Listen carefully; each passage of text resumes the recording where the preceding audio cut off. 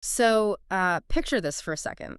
You are looking out at a vast, totally cloudy ocean, and dwarfed by all that endless churning water is just this single solitary sailboat. Oh, wow. Yeah, that is a pretty intense image right off the bat. Right. And now zoom in closer.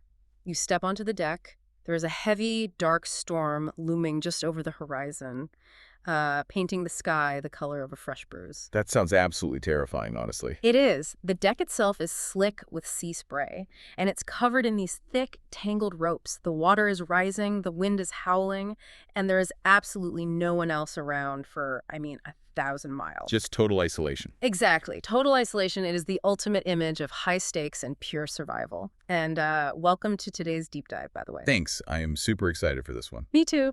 So today we are exploring a truly fascinating document. It's titled, What a DSL Can Learn from a Long-Distance Solo Sailor. Which is such a brilliant title, it really pulls you in. It totally does. And for those who might not know the acronym, a DSL is a designated safeguarding lead. They usually work in a school or like a boarding environment. Right, they're the safety net for the kids. Yeah, exactly. To put that role into perspective, a DSL is the person who gets that frantic phone call at 10 o'clock at night because a vulnerable student just hasn't come home. Oh, man. That is heavy. It's incredibly heavy. They are the ones who have to parse through some cryptic, maybe alarming comment a child casually made during math class, and they have to decide, is this harmless teenage angst, or is it a sign of severe domestic abuse? Which is an immense amount of invisible responsibility to carry. Absolutely. They are keeping vulnerable people safe from harm. So our mission today is to unpack how the extreme life or death self-reliance of open ocean sailing actually maps onto the high-stakes, isolating world of a DSL. Yeah, honestly, even if you were not a DSL, you should definitely stay with us. Oh, for sure. Because this deep dive is basically a masterclass in handling professional isolation, right? Yeah, and sustained responsibility and making continuous decisions without completely burning out. Yeah. So getting into it, it's a remarkable comparison to dive into because it forces us to look at professional isolation through this completely different lens. It really does. The core paradox that we're looking at in the source material is that, well, solo sailors are entirely alone by definition. Right, there's no backup. Exactly. Out in the middle of the ocean, they have no immediate backup. There's no quick rescue helicopter coming. There's absolutely no one to just tap on the shoulder and hand off a tough decision to. Wow, yeah, that is isolation. But the crucial insight from the text is that these sailors never, under absolutely no circumstances, rely on instinct alone to survive. Which completely flips the script on how we usually think about survival, doesn't it? Totally. It goes against everything we see in movies. Right. We have this culturally ingrained, heavily romanticized image of the solitary figure out in the wilderness, conquering the elements purely on grit and raw intuition. The whole man versus nature trope. Exactly. Just guts and glory. But moving from that romantic imagery to the really gritty, freezing reality of surviving a storm, the source completely dismantles that assumption. It dismantles it because relying on raw instinct in a highly volatile environment is actually one of the most dangerous things you can do. Okay, let's unpack this. Wait, hold on a second. Because when a massive storm hits a school community or a teenager is in an active crisis, don't we kind of want that heroic figure? What do you mean? You don't have time to consult a flowchart or call a committee meeting when the water is coming over the deck. You need someone to jump in and act. Why wouldn't we want a hero relying on their gut? I get that. The allure of the hero is really strong because, it feels definitive. When things are totally chaotic, we crave a savior. Yeah, somebody to just fix it. Right. But the source explicitly shoots down that hero myth for a very specific reason. In safeguarding, just like in sailing, survival depends on routine and consistency over time. Consistency beats intensity. I think that's the exact phrase from the text, right? Yes. Consistency beats intensity. The problem with heroics is that they require massive amounts of adrenaline. Biologically speaking, you just cannot sustain an adrenaline rush. Oh yeah, you'll totally crash. Exactly. If a DSL operates like a hero, rushing from crisis to crisis, relying entirely on their gut, they're inevitably going to hit severe burnout. That makes a lot of sense. And moreover, a system that relies on a hero is incredibly brittle. What happens when the hero is sick? What happens when they're running on 2 hours of sleep? Oh, wow. Yeah, the whole thing just falls apart. Right. So self-reliance here isn't about doing everything yourself through sheer force of will. It's about operating within reliable systems, even when you are the only one carrying the load in that moment. So the definition of self-reliance shifts entirely. It's not about being a lone wolf. It's about being the meticulous operator of a highly functional machine. Even if you are the only person sitting in the control room. Exactly. The takeaway for you listening right now is that discipline and sustainable practice are vastly superior to reactive heroics. If your workplace demands that you be the hero, well, the system is broken. Completely broken. And the more isolated the moment, the more important those systems become. Because you don't have anyone else to catch your mistakes. Precisely. You need clear personal frameworks, organized thinking, and structured decision-making processes established well in advance. So you can't just wing it. If you just wing it based on intuition, running on fumes, you are eventually going to make a catastrophic error simply because your cognitive capacity is totally depleted. Okay, so if we accept that the hero myth is dangerous, what actually replaces it when the adrenaline kicks in? Because you have to address the potential for failure before the storm arrives, right? Yeah, and that exact danger of exhaustion is why sailors do something that feels counterintuitive. They don't wait for the storm to test their limits. Wait, really? What do they do? Well, a sailor doesn't wait for gale force winds to hit to suddenly discover, oh, hey, I'm fatigued. They prepare for those physical vulnerabilities in advance. Ah, I see. And a DSL has to do the exact same thing. They must recognize their cognitive load, their emotional strain, and decision fatigue long before their actual performance drops. Because human limits will always show up under pressure. It is a biological guarantee. Mm. When stress hormones like cortisol flood your brain, your executive function degrades.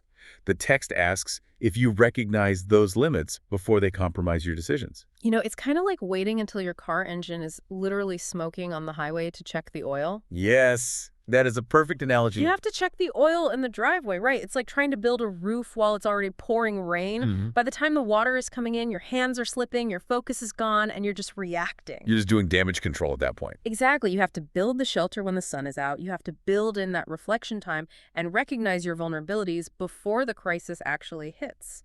By building the roof in the sunshine, you give yourself the ability to make micro adjustments rather than massive, desperate repairs. Micro adjustments. Let's talk about that. Out on the water, a sailor doesn't just set the sails once, tie off the rope, and take a nap. They are constantly monitoring the changing conditions. They make tiny corrections based on shifting winds. But, I mean, how much difference does a tiny adjustment actually make? Aren't we really just worried about surviving the massive wave crashing over the bow? The immediate wave is definitely dangerous, but the long-term trajectory dictates your survival. How so? Well, in navigation, a 1-degree error in your heading might seem completely insignificant in the moment. It is barely a twitch of the tiller. But if you carry that 1-degree error over a 1,000-mile journey, You end up completely off course. you miss your target entirely and crash into the wrong continent. Wow, yeah. Okay, so how does that translate to a DSL? Translating those small corrections means engaging in continuous monitoring. It means making early, seemingly minor adjustments before a situation escalates into a full-blown emergency. So, like, in a school setting, what does that actually look like? It looks like checking in early with a student who seems just a little bit withdrawn in the hallway, Right, just a quick check-in. or tweaking a family support plan based on a tiny piece of feedback from a teacher. Responding to low-level concerns immediately rather than waiting for a pattern to cement itself. Basically, small safeguarding actions prevent unmanageable issues. Exactly. You do not wait for the crisis to force your hand. You adjust the sails the very moment you feel the wind shift. But how do you keep track of all those micro adjustments? I mean, over a week, a DSL might have 50 tiny interactions and make 20 small tweaks to support plans. It is a massive amount of information to hold in your head. Right. How do you remember every little wind shift to anticipate where the storm is forming? You write them down. Which brings us to the most tangible, vital tool in both of these stressful worlds. There is this striking visual image in the source document. Oh, the logbook image. I love this part. It's so good. It's a close-up of a pair of hands holding a wet, spiral-bound logbook right out there on the water. You can literally see the water droplets warping the paper. And it's filled with all that strict numerical data, right? Yeah, rigid columns for time, speed, latitude, barometric pressure. But right there in the notes section, amidst all that cold data, are these profoundly human notes. Like what? One line just says busy watches. Another line, written with obvious relief, just says sunrise with a big exclamation point. What's fascinating here is what that logbook actually represents to the human brain when it's under intense pressure. It's not just a diary, is it? No, not at all. The solo sailor meticulously records every single journey, the position, the exact decisions made, the personal observations, and they do this completely alone. Nobody is forcing them to do it. Right. They aren't recording this data for some maritime inspector waiting at the docks. They're doing it for accuracy, for reflection, and essentially as a surrogate memory bank. Because relying on human memory is a massive gamble, especially when you're running on 2 hours of sleep, stressed out, and the boat is violently rocking. It is a gamble you are guaranteed to lose. When a person is under severe, prolonged stress, the brain prioritizes immediate physical survival. Fight or flight takes over. Exactly. The amygdala, our fear center, just hijacks everything. Meanwhile, the prefrontal cortex, which handles logical sequencing and memory encoding, essentially powers down to save energy. Wow. Wait, so you literally cannot form reliable memories in the middle of a prolonged crisis? You really can't. The translation to safeguarding here is profound. For a DSL, recording is not some optional extra. It is not an administrative burden to just push through at the end of the day. It's not just a compliance checklist. No. The professional truth from the text is that recording is the absolute backbone of safeguarding integrity. So, you aren't writing for today. You are leaving breadcrumbs for future understanding. Let's ground this in the reality of a school. Okay, let's do it.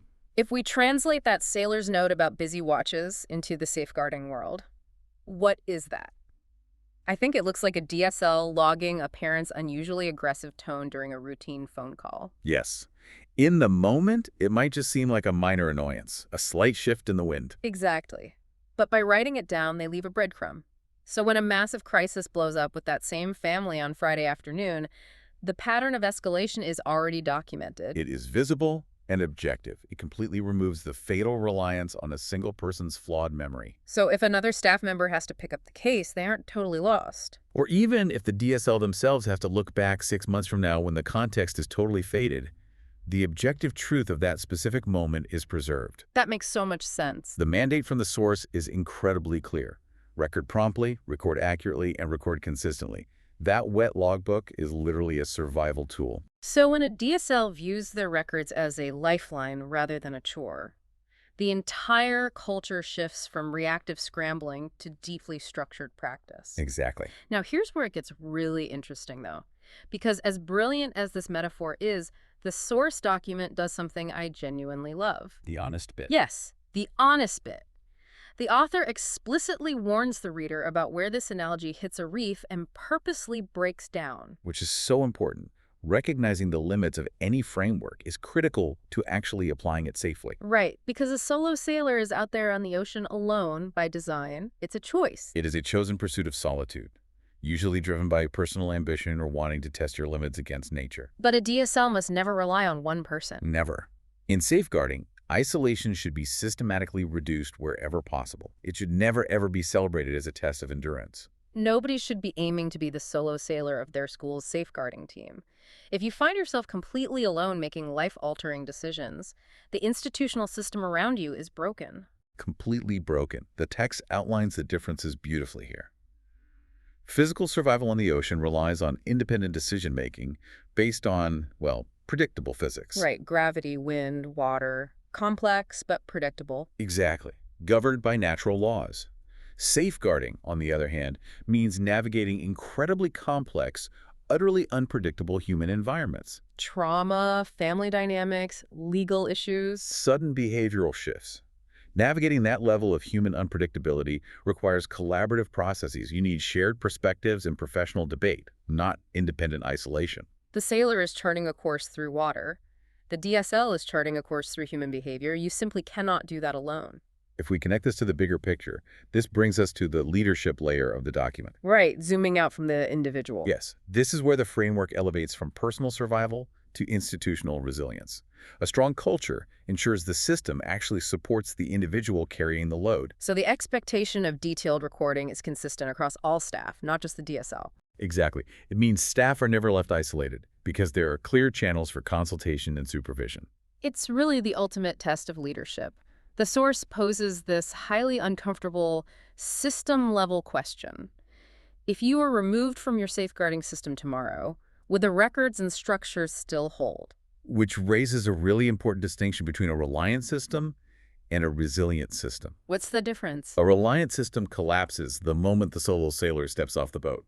The knowledge leaves when the person leaves. Oh, that is dangerous. Very. But a resilient system is built on solid foundations of daily routines. It has pathways where all staff are confident in spotting issues and recording them. So the structure endures regardless of who happens to be sitting in the leadership chair on a random Tuesday. Precisely. Okay, so what does this all mean? Let's try to synthesize these nuggets of knowledge for you to take forward. Sounds good. We started with the vivid image of that tiny boat in the massive ocean, which feels so much like the isolated burden of carrying safeguarding responsibilities. It really does. But the big takeaway is that you survive that pressure, not by being a fearless, adrenaline-fueled hero running on gut instinct. You survive by building and trusting in rigorous systems. Systems over heroics. Every time. You have to recognize your own cognitive limits before the storm hits, making those vital micro-adjustments early on when the water is still calm. Adjusting the sails. And you have to treat your records, your personal wet logbook, as a true lifeline. Leave clear breadcrumbs for future understanding rather than relying on a stressed brain. Because your brain will fail you in a crisis. Finally, remember that true leadership means building a collaborative, resilient structure that outlasts your physical presence in the building. It is about making the intentional shift from being reactive to being steady, structured, and entirely systems-based. Because relying on luck is not a strategy on the ocean or in a school. Absolutely not. So I want to ask you, the listener, a direct question inspired by our source document. Take a hard look at your own professional environment. This is the uncomfortable part. Yeah. If no one was observing your practice right now, if you were completely out of sight of land, would your personal systems, your daily records, and your micro-decisions still reflect the high standard you expect of yourself? That really is the crucial metric of professional integrity. It is. But, I want to leave you with one final, slightly provocative thought to mull over. Oh, I like provocative thoughts. Let's hear it. We've talked extensively about how your system must be designed to survive without you. Yeah. But consider the environment you operate in daily. What if the actual design of your workplace culture is accidentally rewarding people for acting like those lonely heroes? Oh, wow. Right? What if the organization consistently praises the person who rushes in to put out the massive fire at midnight, but completely ignores the quiet, meticulous log keeper whose micro-adjustments prevented a dozen other fires from ever starting? That happens all the time in so many industries. It really does. So the question is, how do you begin to rewire a workplace culture to celebrate the invisible strength of the system over the highly visible savior?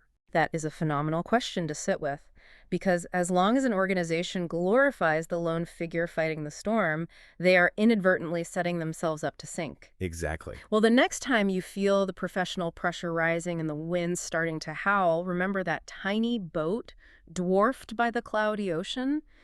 The person on board isn't surviving because they are somehow stronger than the water. No, they're surviving because they respect the water enough to prepare for it relentlessly. Perfectly said. Thanks for joining us on this deep dive. We'll catch you next time.